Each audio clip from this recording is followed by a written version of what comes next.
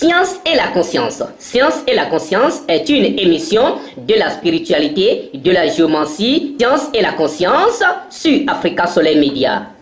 Era chena Africa Soleil Media. Era chena mi bobo Canada chena beto de pinpon zanwano Victor Sepe vidiji zanhovi zanwan ledon. Ozobulini. Himere pinpon togwa hozin vide ganhi khole me arugbeje sedin ndo hodena wuro dagbena itoi. Nous sommes dans les bisous na wa dagbena mi mede de pinpon mile. Sonkolez-vous l'étoile et puis le destin. Nous devons le aider. Le destin, mi mewi leno yolo rendoa, ayon leno do afowa. Nous de y renwa gbeme fio. Oui yeno yolo destin. Destin encore do son relève. Destin ko do milieu ko do son relève. Doni vide ni vie. Bo ni vie bo wa gbeme tro lo son relève de non taga. Ne vide video vibo wa gbeme fi son kole vo don no tare jiwe so le son kole vo suru mo gbeto so podo ai kun gbeme fi me de le don tin bono ta telele bono ta zan foni kaka ba je we me no ti mo me de le don no abeti tazi o we me bono il fodo badani me de le don no ta bo mo no supo e mo no den bo no ti o we bobo gbeto na gbeme fi son kole vo yo vo no iro de lumière Riron dena zealino noue obioro segbo medogon chowa fio riron na zealina noue nelewe yo we ma wo yoro sunkole bubo ta riron ne do gbeto ji chowa are na wa gbeme fi bo menyana kan na ti riron ne gberegbe no ji wa gbeme. C'est pourquoi c'est très important dai ye mo khotro yoro kenje me ozien fa yeno ika do bokoro ko lo no savo. Ça veut dire que nous avons segbo medo na vie monde beto me fio. Il y a des protections blondes vie depuis la ventre de sa maman. Aucun de mes ozinfa si tu kenja autant etiro c'est le fifleme.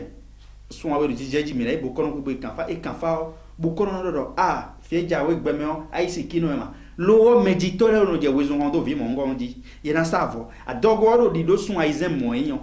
Yezono kanfaro du de tediwe na wiyo kano bo jivibo nuyo yeno kanfaene. Ça veut dire que nous nous gigo de ma ou do vie ne zin bezanji medito dans les de kanho na do protéger gigo mongodon.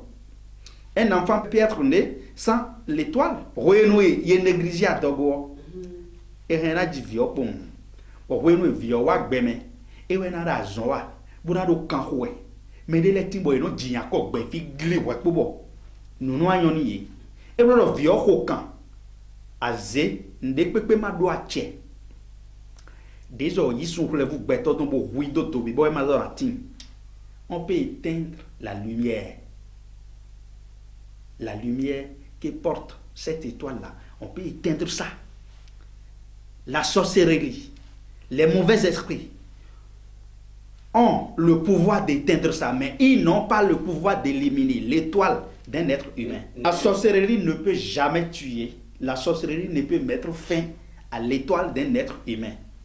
Mais la sorcellerie peut éteindre l'étoile d'un être humain. C'est des choses différentes. Non, bon, vous voyez. Aïron doit tché. Bon, rien à dire, nous y a eu de bêtes, nous y a eu de voir de bêtes. Donc, si on peut voir ma table, on ne peut pas te voir. Et si vous m'avez aïe concours, sinon, quand vous mais si ton étoile ne brille pas, on ne te voit pas. Tu peux beau écrit. Mais when we concours, ouais, bon, mais bio, il y a contrôle, vu les gars, premier de concours, ils ont mis l'embargo sur ton étoile. Mais ils ont mis l'embargo là-dessus. Est-ce que tu vas réagir? La sorcellerie n'a pas le dernier mot sur le souffle d'un être humain. C'est quand la sorcellerie, c'est quelqu'un, c'est comme une réunion d'affaires. Et do embargo, on attend de voir est-ce que tu vas venir négocier. La première des choses, c'est la négociation que la sorcellerie attend d'abord. La sorcellerie, c'est un enchaînement. Comme on dit, l'administration est une continuité, c'est la continuité aussi là-bas. Un café bio de hunto, hunolesi ak basa, le café bio de minolesi ak basaro.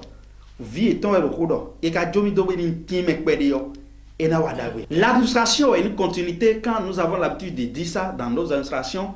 Quand un président quitte, il y a un autre président qui succède. Quand le président, un autre président vient, il peut que commencer par l'autre, là où l'autre président a mis fin à ses activités. Lui, il enchaîne. Donc c'est comme ça aussi l'entité de la sorcellerie.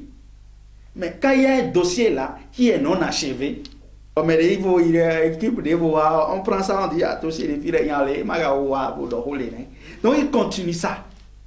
Mais si toi tu es habile, bon, mets-toi là où il met, bon, il sait bien l'idée, bon, il va aller, bon, il va aller, pas différent, à fond de vidéo. Bon, mon noix, toi, les bois de fac, quand bois de ça, il est l'aide, pour rouler les nouilles. Bon, il m'a fait, il m'a boulé, m'a bleu, m'a walé. Cette personne, on peut constater maintenant un changement spectaculaire chez cette personne-là. On appelle ça la réactivation des ondes, des vibrations possibles autour de cette personne-là. Il y en a gosses, il y en a des ondes, on enlève ça. Et ça commence à briller. Notez-le, fille d'aïe. Vide quand dogo fana, boule à dogo una. Bon, vieux wak be metro be quand femme dit tout le monde ah mais quand va. Allez voir dans les administrations si je mens. C'est des enfants comme ça va demander remède comme il dit et quand c'est tout si ce n'est pas ce qu'il a fait. Mais dès les types quoi do de no do boy quoi do quoi de legbe. Quoi do de les mais quoi de boy on dit ko kaka boy no moro bon. Nyako rien dit vite vite clider dans so dit nyako mon godon dia. Nous no yoro quoi do. Bon, oui, il y a léona, il y a runa, de quoi bénéon, mais où de l'étime, bon, non, tomboniser, nous, bon, nous, boy, wak, ben, mais bois de l'aide de nations, il y a quand tu ben la fosifia. Si on fait ça chez toi, bon, ouais, mon me dirait, ah, mais les midemons, non, ne dites pas ça.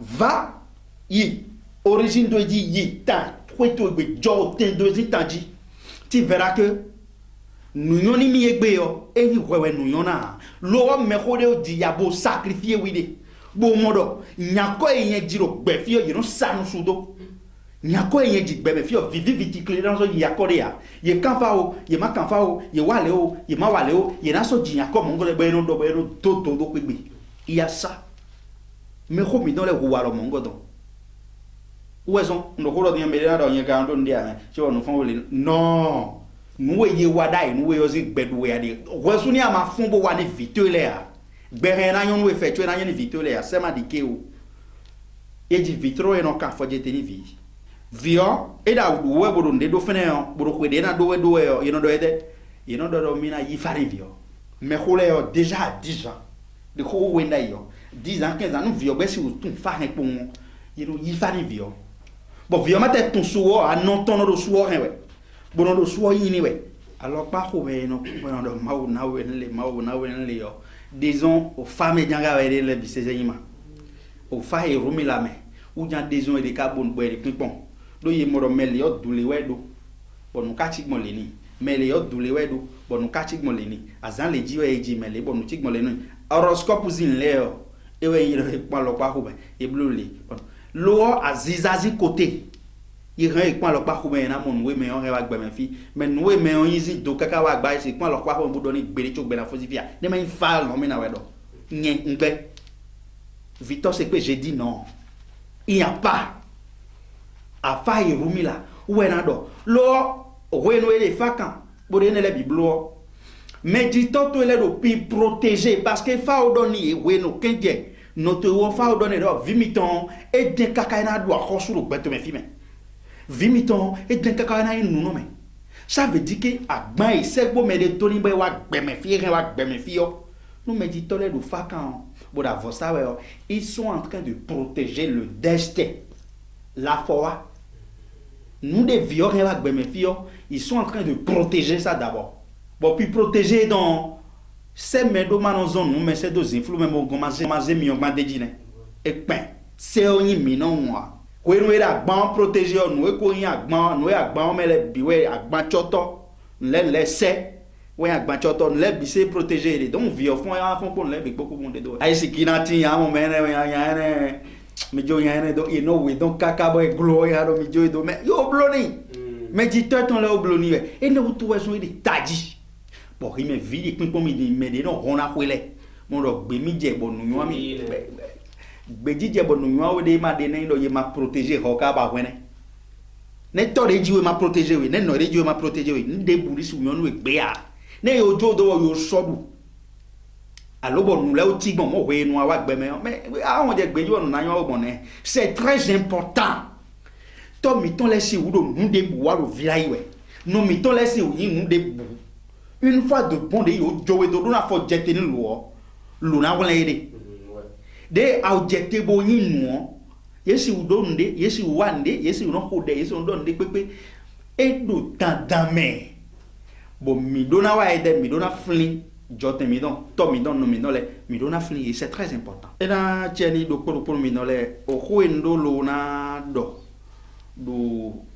joto o destin rendo a podo étoile posé en lirodio mais de le gbe me fiche bo eno wa gbe me fiche bo no go étoile mu étoile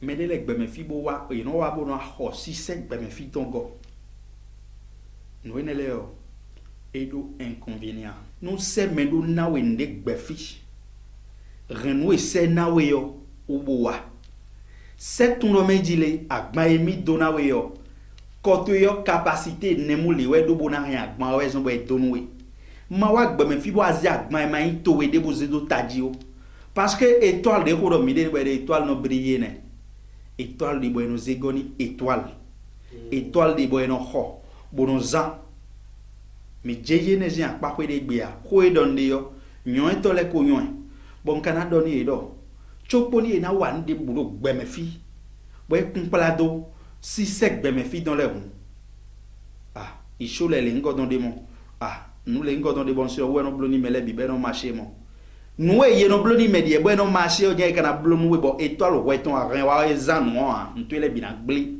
se ma di keni mo no mi o do fie medio te agmando lo sanu e ja we so amoro akino jeru fene bo karazi agmabo ra teru fene bo na gonu masa ayeje do no sado ayo yin me bidon a no e dai ne do fene gbonfonu no e do ayi nu we ro fie ade dai yo na bio mi do nde pepe de mede na wa gbe me fie o ni tekun lo kafa no abado étoile vimi tonton na briller destin no e wa gbe fie na wa no be zondo bono ka bono savo do vito les examen non ka bono savo do vito les examen nous e ba de yo anamo ko mi ka do fidion e na juro me de le valavo be na do mi na kan bi yo nyavie do ho do ndo kenklen lo do jale nyawe mi juro mi do plus 229 96 54 39 45 plus 229 96 54 39 45 mi hemina yoromi mi hemina kanu lami message tata comme mi hemina zo kanu lami do WhatsApp ji empereur Victor Sekpe e na chedan